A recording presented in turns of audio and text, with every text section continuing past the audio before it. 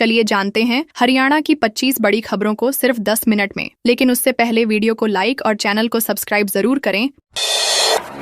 करनाल में ज्योतिष अनुष्ठान केंद्र में लोगों का हंगामा। करनाल जिले के सेक्टर 7 स्थित एक ज्योतिष अनुष्ठान केंद्र के बाहर कॉलोनी वासियों ने शुक्रवार को जमकर हंगामा किया। लोगों का आरोप है कि केंद्र में नाबालिग जोड़ों की शादी कराकर लेटरहेड पर फर्जी प्रमाण पत्र जारी किए जाते हैं। स्थानीय निवासियों भुवन वर्मा और रवि कुमार सहित कई लोगों ने कहा कि रोजाना 4 से 5 जोड़े यहां पहुंचते हैं और बिना वैध दस्तावेज जांच के विवाह करा दिए जाते हैं। सूचना मिलते ही पुलिस मौके पर पहुंची। इस दौरान शादी के लिए आया एक युवक मौके से फरार हो गया, जबकि युवती को लोगों ने रोक लिया। दोनों पक्षों को थाने ले जाकर पूछताछ की गई। पुलिस ने दस्तावेजों की जांच शुरू कर दी है और कहा है कि दोषी पाए जाने पर सख्त कार्रवाई की जाएगी। पुलिसकर्मी को लेकर अनिल विज और एसपी में तीखी बहस। हरियाणा के कैथल में ग्रीवेंस कमेटी की बैठक के दौरान मंत्री अनिल विज और एसपी उपासना सिंह के बीच तीखी बहस हो गई। जमीन खरीद धोखाधड़ी मामले में विज ने एक पुलिसकर्मी को निलंबित करने के निर्देश दिए। इस पर एसपी ने स्पष्ट किया कि संबंधित कर्मचारी कुरुक्षेत्र में तैनात है और उनके पास उसे सस्पेंड करने का अधिकार नहीं है। मंत्री विज ने नाराजगी जताते हुए पूछा कि आदेश के बावजूद कार्रवाई क्यों नहीं हो रही। एसपी ने सुझाव दिया कि इस संबंध में डीजीपी या कुरुक्षेत्र एसपी को लिखा जाए। स्थिति तनावपूर्ण होने पर डीसी अपराजिता ने हस्तक्षेप कर मामला शांत कराया। बैठक की ये नोकझोंक अब सोशल मीडिया पर भी चर्चा का विषय बनी हुई है। कुरुक्षेत्र में मंत्री कृष्ण बेदी का विपक्ष पर तंज। हरियाणा के शाहबाद कुरुक्षेत्र में कैबिनेट मंत्री कृष्ण कुमार बेदी ने PM Shri government senior secondary school में 5 नए कमरों का भूमि पूजन किया। कार्यक्रम में मुख्यातिथि के रूप में पहुंचे मंत्री ने स्कूल के वार्षिक उत्सव में भी भाग लिया। मीडिया से बातचीत में उन्होंने विपक्ष पर निशाना साधते हुए कहा कि उसके पास कोई सकारात्मक एजेंडा नहीं है और वो केवल आरोप लगाने में जुटा है। बेदी ने दावा किया कि भाजपा सरकार के नेतृत्व में हरियाणा तेजी से विकास कर रहा है। उन्होंने पेंशन योजनाओं में बढ़ोतरी का जिक्र करते हुए कहा कि वृद्धावस्था, विधवा और दिव्यांग पेंशन में वृद्धि की गई है और 1 नवंबर से बढ़ी हुई राशि पात्र लाभार्थियों को मिलने लगेगी।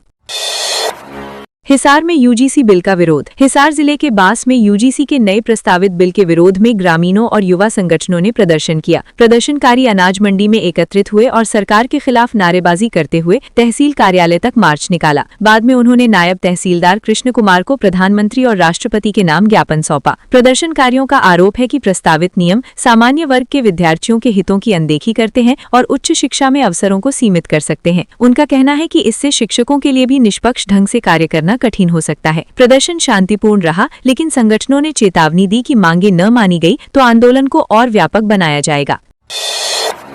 रानिया में बाइक सवार युवकों पर हमला। सिरसा जिले के रानिया क्षेत्र में 2 युवकों पर अज्ञात बाइक सवारों ने हमला किया। वार्ड नंबर 15 निवासी आकाशदीप, जो विवाह समारोह में केटरिंग का काम करता है, ने बताया कि पहले उसकी गतिविधियों की रेकी की गई। बाद में रानिया जीवन नगर रोड पर उसकी बाइक को टक्कर मारकर गिराया गया और उस पर हमला किया गया। जान बचाने के लिए वो पास की एक फैक्ट्री में घुसा और दीवार कूदकर खेतों के रास्ते भाग निकला। हमले में वो घायल हुआ है। घटना के बाद इलाके में भय का माहौल है। पुलिस ने मामला दर्ज कर आरोपियों की तलाश शुरू कर दी है और सीसीटीवी फुटेज खंगाली जा रही है।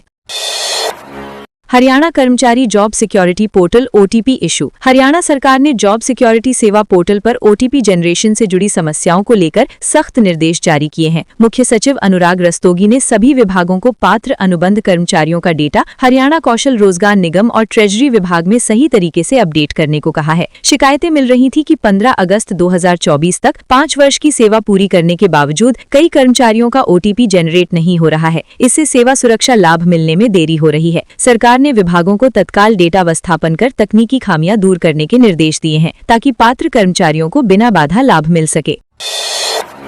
100 की स्पीड से भिड़ी स्कॉर्पियो, 5 दोस्तों की मौत। सोनीपत में शुक्रवार शाम तेज रफ्तार स्कॉर्पियो के पेड़ से टकराने से 5 युवकों की दर्दनाक मौत हो गई, जबकि एक युवक गंभीर रूप से घायल है। सभी युवक गोहाना के गांव भावड़ से रोहतक लौट रहे थे। प्रत्यक्षदर्शियों के अनुसार वाहन की गति 100 किलोमीटर प्रति घंटे से अधिक थी। टक्कर इतनी भीषण थी कि गाड़ी का अगला हिस्सा पूरी तरह क्षतिग्रस्त हो गया। सूचना मिलते ही पुलिस मौके पर पहुंची और घायलों को अस्पताल पहुंचाया। प्रारंभिक जांच में तेज रफ्तार को हादसे का मुख्य कारण माना गया है। पुलिस ने मामला दर्ज कर जांच शुरू कर दी है। घटना से मृतकों के गांव में शोक की लहर फैल गई है।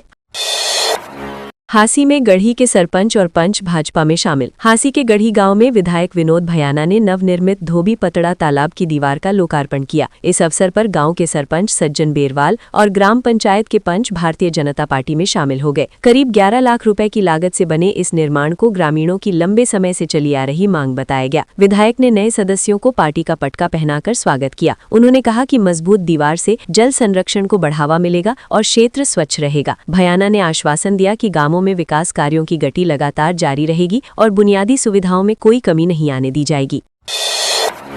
चंडीगढ़ में डीजीपी से अवार्ड पाने वाला युवक गिरफ्तार। चंडीगढ़ में बहादुरी के लिए सम्मानित एक युवक को चोरी के आरोप में गिरफ्तार किया गया है। पुलिस के अनुसार आरोपी ने नमाज पढ़ने गई महिला के घर का ताला तोड़कर सोना चांदी समेत कीमती सामान चोरी किया। महिला की शिकायत पर सेक्टर 31 थाना पुलिस ने मामला दर्ज कर जांच शुरू की और आरोपी को गिरफ्तार कर लिया। उल्लेखनीय है कि अगस्त 2025 में सागर प्रीत हुड्डा ने उसे स्नैचर पकड़वाने में मदद के लिए सम्मानित किया था। अब गिरफ्तारी के बाद पुलिस मामले की गहन जांच कर रही है और चोरी का सामान बरामद करने के प्रयास जारी हैं।